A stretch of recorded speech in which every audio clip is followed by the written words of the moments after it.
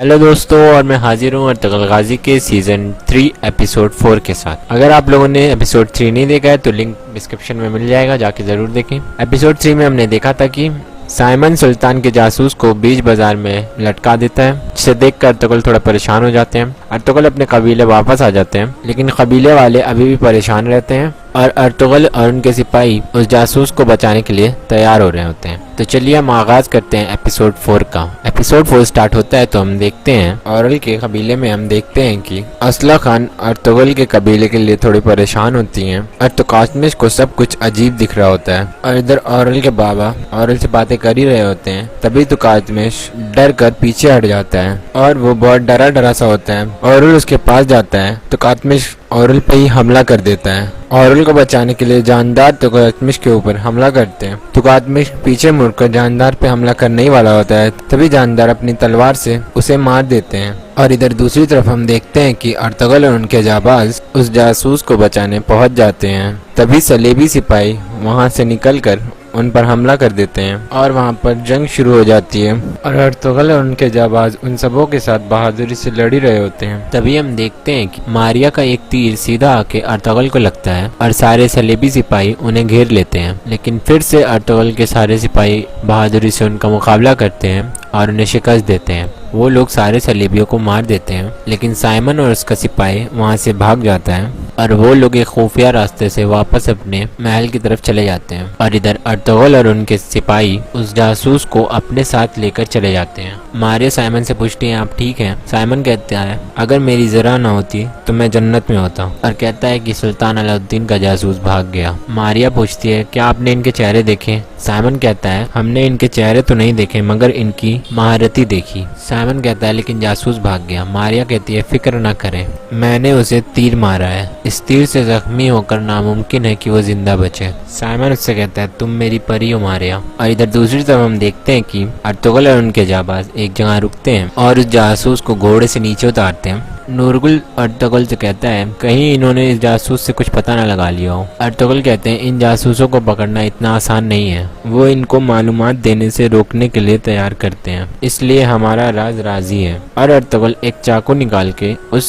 जासूस का बाल छीलने लगते हैं। तभी हम देखते हैं कि उस जासूस के सर पर एक नाम लिखा होता है। बमसी अर्तुगरुल से पूछते हैं, भाई ये निशान कैसा है? अर्तुगरुल इसे जवाब देते हैं, ये हमारे दुश्मन का नाम है। तुर्गुत पूछता है, भाई कौन है वो?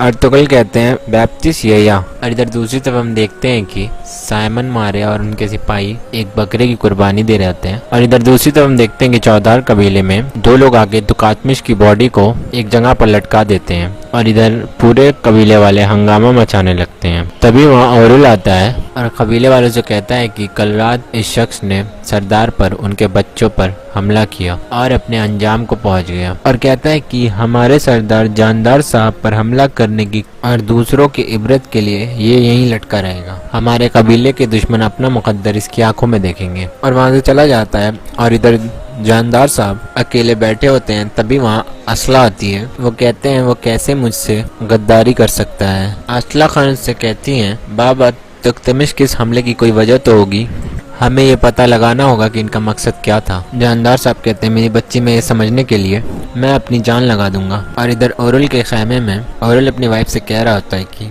तुकतमिश की मौत के बाद अब बाबकने और मेरे अलावा किसी पे भरोसा नहीं करेंगे। उसकी बीवी कहती है, साइमन अगर उसने कभी मुंह खोल दिया तो? औरुल जवाब देता है, फिर मैं जानता हूँ कि इसकी इजराइल से मुलाकात में कैसे मदद करनी है। चलपना तुम अपने आप को इस बारे में क्यों परेशान कर रही हो? और औरुल कहता है, मैं इन काफिरों के साथ ऐसा खेल खेलूंगा कि वो कुछ भी कहे बगैर मेरे हाथों पर सोने की थैलियां छोड़ जाएंगे। और इधर हम देखते हैं कि असला खान जानदार साहब को बताती है कि मैंने अलियार भाई को वापस बुलाया है। और जानदार साहब असला से बात कर ही रहे होते हैं, तभी वहाँ औरुल आता है। जानदार साहब उससे पूछते हैं कि खाली ने तैयार है? औरुल कहता है, चलपना ने सब तैयार कर दिया है। और जानदार साहब कहते हैं, असला खान तुम्हारे साथ जाएगी। और इधर काई कबीले में हम देखते हैं कि कबीले वाले आरिफ से बात कर रहे थे और वो लोग कबीले की परेशानी की वजह से परेशान थे और अर्तुगरुल का जिरगे के लिए मना करने के लिए भी नाराज थे। और कहते हैं कि अर्तुगरुल साहब ने रवायत के साथ साथ हमें भी फरामोश कर दिया। और आरिफ भाई उन सभी लोगों को समझाते हैं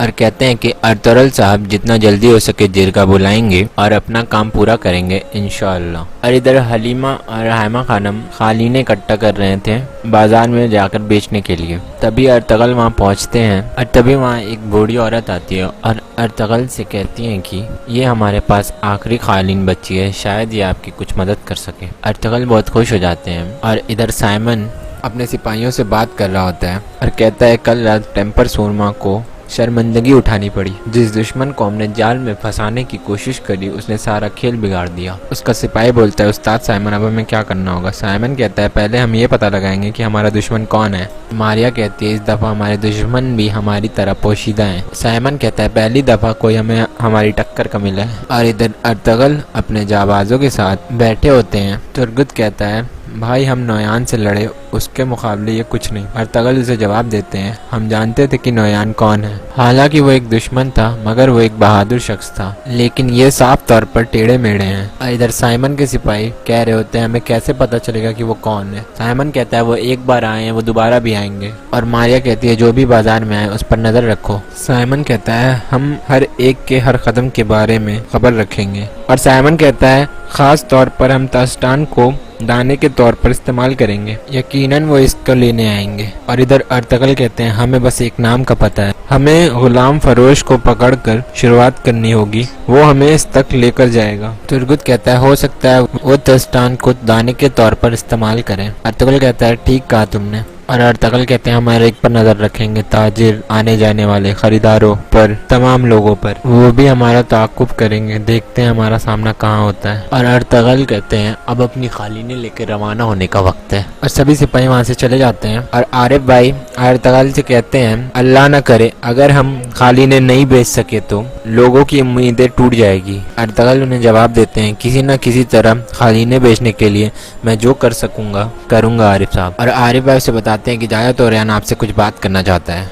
अर्तुगरुल पूछते हैं क्या कहना चाहता है। आरिफ भाई कहते हैं हो सकता है वो हमारे लिए अल्लाह की नेमत हो। अर्तुगरुल कहते हैं फिर बुलाएं उसे। जायद तोरियान वहाँ आते हैं और वो अर्तुगरुल से बोलते हैं मेरे पास एक मंसूबा है। और बताते हैं कि एक छोटी सी नदी है, दरिया के शुरू में दर्जनों चीड़ के दरख्त हैं और सुरमई दरिया के बिस्तर पर सोने की डालियां हैं, वहाँ सोना बस उबल रहा है। इसलिए अर्तुगरुल साहब अगर आप मुझे जरूरी औजार मुहैया कर दें मैं वो सोना आपके लिए निकालूंगा। अर्तुगरुल इससे पूछते हैं तुम्हें क्या क्या चाहिए। वो कहता है बड़े बड़े करमची थैले और फिर बड़ा हथौड़ा, हम पहाड़ की खुदाई करेंगे, और एक छन्ना। और इससे कहते हैं अच्छा ठीक है तुम्हें जो भी चाहिए बाजार से जाकर ले लो। और इधर दूसरी तरफ हम देखते हैं कि असला खातून औरुल से कहती हैं हम इतना सारा सामान ले आए हैं, अगर ये ना बिका तो फिर भाई। औरुल से जवाब देता है इस बाजार में ऐसी कोई चीज नहीं है जो औरुल बेच न सके। और औरुल वहाँ से जाने लगता है। असला कहती है मैं भी चलूंगी। औरुल इसे मना कर देता है और कहता है मुझे साइमन से कुछ बात करनी है, तुम बाद में आ जाना। और यहीं पर एपिसोड 4 खत्म हो जाता है। उम्मीद है आपको एपिसोड 4 पसंद आया होगा। अगर वीडियो पसंद आया तो वीडियो को लाइक करें, चैनल को सब्सक्राइब करें और कमेंट में अपनी कीमती राय जरूर दें। Thank you.